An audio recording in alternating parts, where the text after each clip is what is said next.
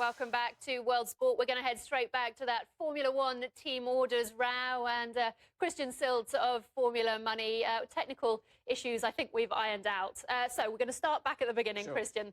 Do you agree with what Lewis Hamilton did, refusing to listen to his team, saying that he should have allowed Nico Rosberg to go past? Yeah, I think he made the right decision, certainly as a driver.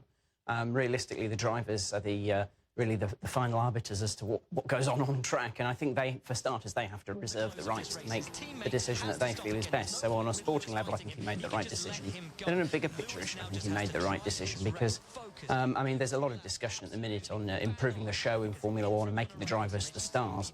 And, you know, for the driver to show that he actually has a personality, really, and is making live decisions, I think it's important for spectators. But why and how does this issue keep rearing its head in Formula One? Why do they not sort it out and say, this is the rules, deal with it?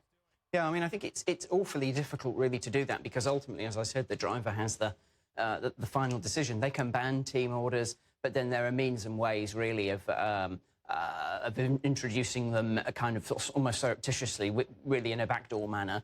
And then at the same time, if you allow the team orders, this is as evidence proof that they really don't need to be followed. So, I mean, it's kind of like an extremely grey area. How much does this tell us about the inner workings of Mercedes and what's going on? And Ross Brawn was such an influential figure who has left. There's now Toto Wolff and Paddy Lowe. What does it say about their position and their relationship with their drivers? Well, I mean, I would say, you know, the big issue, really, which is the key talking point, is the fact that Nico Rosberg, obviously the championship leader, who is German, and it's a very German team, even though it's based in the UK.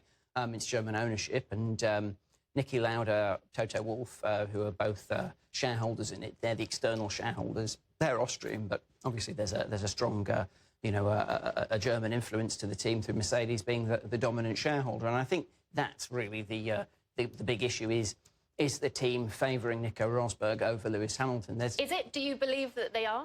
I don't think they are at this stage, but I mean, it wouldn't surprise me in future if they do so. And I mean, that's perfectly common, really, for a driver that stands a chance of winning the World Championship if the other driver doesn't, to be favoured. The problem they've got at the minute is that Mercedes is really the solely dominant team, and either of its drivers could win. That's rare. OK. Christian, thank you.